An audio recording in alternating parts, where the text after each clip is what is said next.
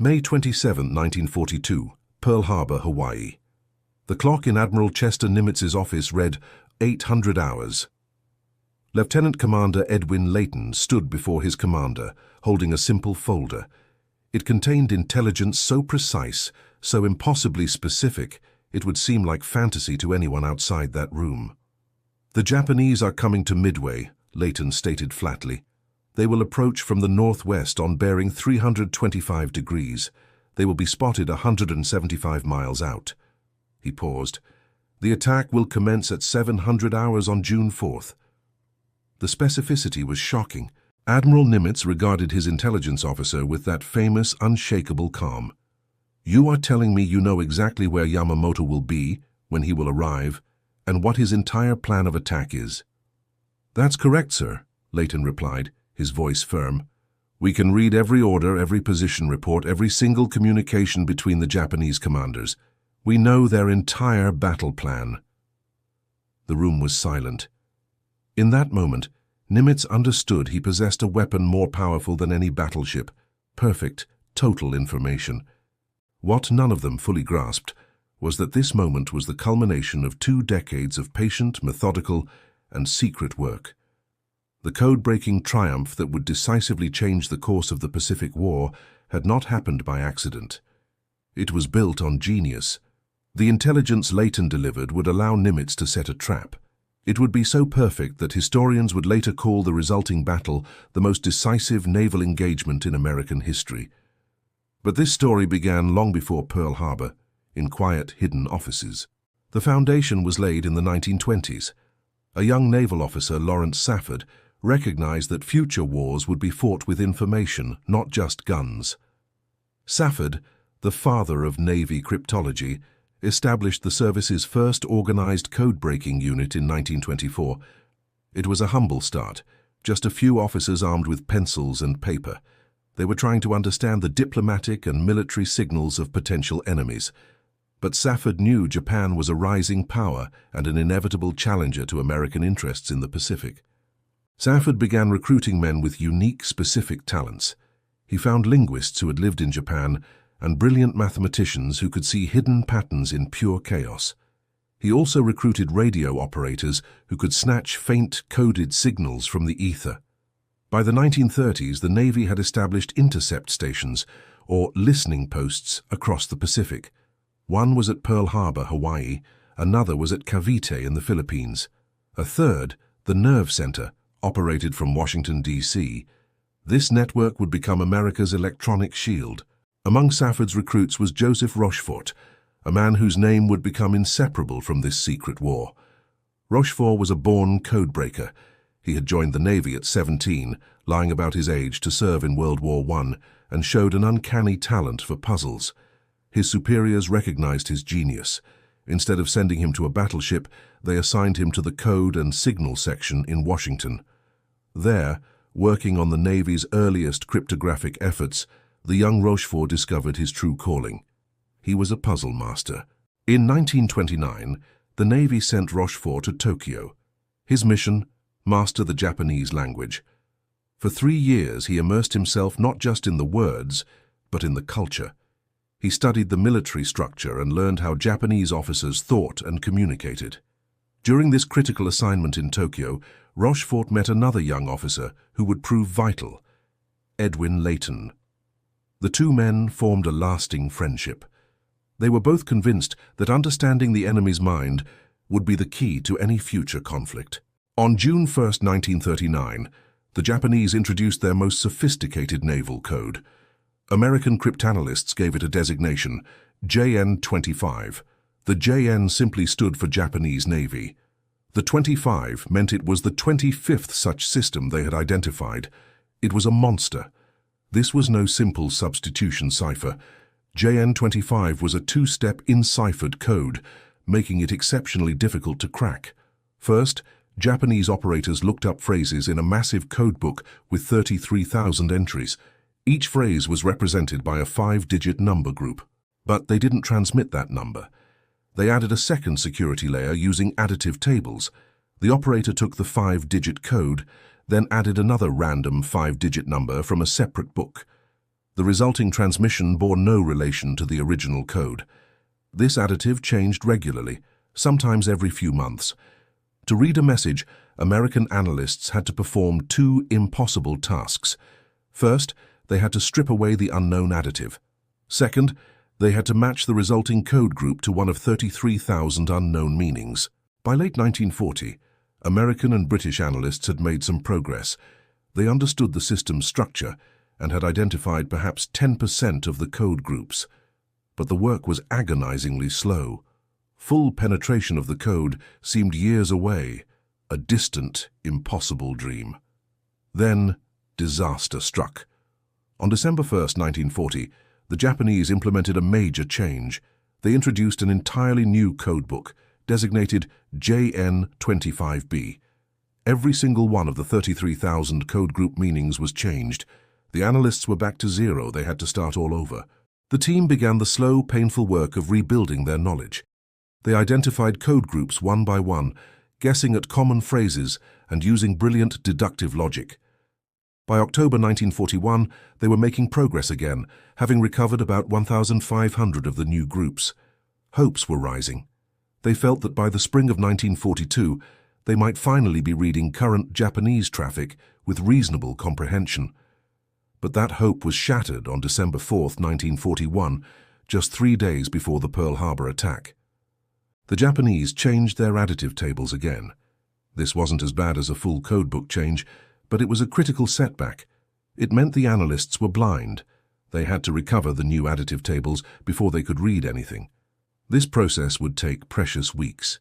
When Japanese planes hit Pearl Harbor on December 7th, the codebreakers felt it as a profound, personal failure.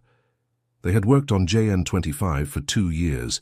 If they had been faster, if the additive change hadn't blinded them, could they have prevented the attack? This question would haunt them all, especially Joseph Rochefort. He had been assigned to take command of the Pacific Code-Breaking Unit, Station Hypo, at Pearl Harbor in June 1941. He was now at the center of the storm, and he was determined to never fail again. In the basement of the 14th Naval District Administration Building, a transformation began. This unremarkable concrete structure, near the submarine base, housed a vital secret. Down a stairway, past guards, was a room that would become the nerve center of the Pacific War. This was Station Hypo. It was a 60-foot-long, windowless room, lit by humming fluorescent lights. The air conditioning fought a losing battle against the heat from IBM tabulating machines and the dozens of analysts working 24/7. This was Rochefort's hidden battlefield. Rochefort was an eccentric genius. He often worked 72-hour stretches without leaving the basement. He famously wore a smoking jacket and slippers over his uniform. He chain-smoked, drank gallons of coffee, and demanded nothing less than perfection from his dedicated team. He had handpicked his analysts. Thomas Dyer, a brilliant mind who used IBM machines to process codes; Alva Laswell, a language expert who had studied in Tokyo; Ham Wright, a cryptanalyst; and Joseph Finnegan, a mathematician who would make a critical discovery. His team also included dozens of enlisted men, many of them musicians from the sunken USS California.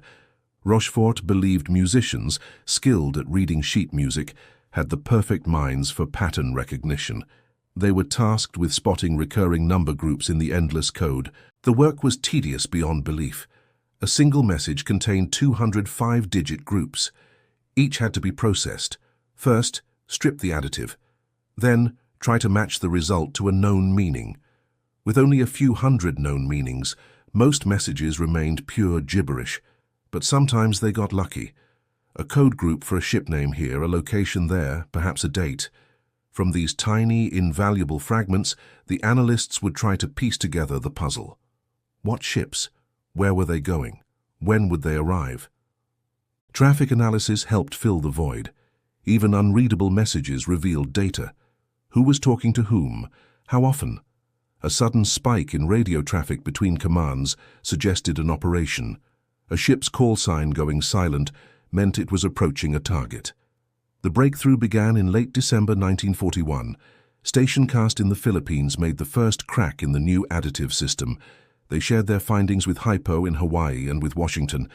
This cooperation, though often strained by bureaucracy, was essential to victory. By January 1942, Rochefort's team was reading parts of JN-25B. Not full messages, perhaps only one word in 5, but it was enough. It was enough to begin understanding Japanese intentions and to start tracking their operations in the South Pacific. This work was utterly exhausting. Rochefort and Dyer alternated 24-hour watches that often stretched to 48 hours. The basement room became their entire world. They ate there, slept on cots there, and worked until their minds went numb. They literally dreamed in 5-digit numbers. The IBM machines clattered 24/7, sorting punch cards, hunting for patterns.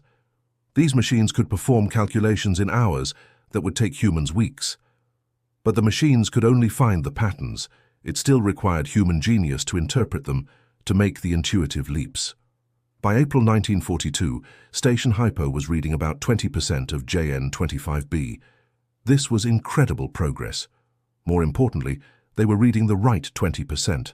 They had identified code groups for ship names, locations, and military units. They could see the enemy's plans forming. It was then, in late April, that analysts detected references to a massive new operation. The target was identified by a 2-letter code group that appeared again and again in the intercepts: AF. The entire war would now depend on one question: what is AF? The analysts at Hypo had a theory. The letter A seemed to designate locations in the Hawaiian Islands. AH was Oahu. Logic and geography suggested AF was Midway Atoll. This tiny island was 1,000 miles from Honolulu. It was a strategically vital dagger. But Washington disagreed. Analysts in D.C. thought AF could be Johnston Island, or even the Aleutians off Alaska. Admiral Ernest King, the commander in Washington, was skeptical of Rochefort, viewing him as insubordinate. Rochefort needed definitive proof, and he needed it fast. If Rochefort was wrong, the consequences would be catastrophic. If Nimitz sent his carriers to defend Midway while the Japanese struck elsewhere, America would lose the war. The U.S. Navy had only 3 carriers left in the Pacific: Enterprise, Hornet, and the damaged Yorktown. Against this, Admiral Yamamoto could field at least 6 carriers, including the 4 veterans that had struck Pearl Harbor. Yamamoto had never lost a single naval battle. A mistake by Nimitz would mean the total annihilation of the American carrier fleet. The fate of the Pacific rested on whether AF was Midway. In mid-May, Lieutenant Commander Jasper Holmes, one of Rochefort's staff, proposed an ingenious solution. He suggested a trap. They could trick the Japanese into confirming the target for them. The plan was simple: have Midway send an uncoded radio message, one the Japanese would easily intercept. The message would report a critical equipment failure. They would claim their water distillation plant was broken and they were running low on fresh water. Rochefort took the idea to Leighton, who presented it to Nimitz. The admiral approved it instantly. On May 19th, a secure submarine cable, which Japan could not tap, instructed Midway to broadcast the fake distress call. On May 20th, the message went out. Rochefort and his team waited. The tension in the basement was unbearable. Had the Japanese taken the bait? 2 days later, on May 22nd, Station Hypo intercepted a new Japanese intelligence message. It stated that AF was reporting a water shortage. The room erupted. AF was Midway. There was no longer any doubt. Rochefort immediately informed Leighton, who ran the news to Nimitz. The admiral now knew where the Japanese would strike, but he still needed to know when and in what strength. Through the last week of May, Hypo worked with desperate intensity. They needed the date. Joseph Finnegan, the mathematician, focused on the super-enciphered date-time groups. On May 25th, he found the key. He cracked the system, allowing them to read the exact timing. The full picture materialized on May 26th. A massive force, 4 carriers, battleships, cruisers, and an invasion force. A diversionary attack would hit the Aleutian Islands to draw Nimitz north. The main strike on Midway would be June 4th or 5th. On the morning of May 27th, as the battered Yorktown limped into Pearl Harbor, Edwin Leighton walked into Nimitz's office. This was the meeting from the start. He was about to deliver the most precise intelligence briefing of the entire war. Leighton laid out the enemy's plan. The Japanese would approach from the northwest, bearing 325 degrees. They would be spotted 175 miles from Midway. The air attack would commence at 700 hours on June 4th. This was not analysis. It was the enemy's order of battle. Nimitz listened, calm as ever. He asked about confidence levels. Leighton was certain. Rochefort was certain. This was not a guess. Nimitz made his decision. He would ambush the ambushers. The Japanese expected surprise. They would be the ones surprised. But Nimitz had one problem: the Yorktown. Inspectors said she needed 3 months of repairs. Nimitz gave them 3 days. Hunt 400 shipyard workers swarmed the carrier, working around the clock. 72 hours later, she steamed out of Pearl Harbor. Repair crews still aboard. On June 4th, radar on Midway detected aircraft. The bearing 325 degrees. The time 0702 hours. Leighton's prediction was perfect. But the American carriers were not at Pearl Harbor. They were waiting. Nimitz later told Leighton his prediction was off by only 5 minutes, 5 degrees, and 5 miles. The Battle of Midway was a decisive rout. American dive bombers caught 3 Japanese carriers, Akagi, Kaga, and Soryu, with their decks full of bombs and planes. They were turned into burning wrecks. The 4th carrier, Hiryu, was found and sunk later that day. The intelligence advantage did not end at Midway. In April 1943, codebreakers decoded a message detailing Admiral Yamamoto's exact flight plan. Nimitz ordered an interception. P-38 Lightning fighters flew 500 miles and shot down his transport, killing the architect of Pearl Harbor. But the secret was almost exposed. A month after Midway, the Chicago Tribune published a story strongly implying the victory came from code-breaking. President Roosevelt was furious, but luckily, the Japanese High Command either missed the article or dismissed it as impossible propaganda.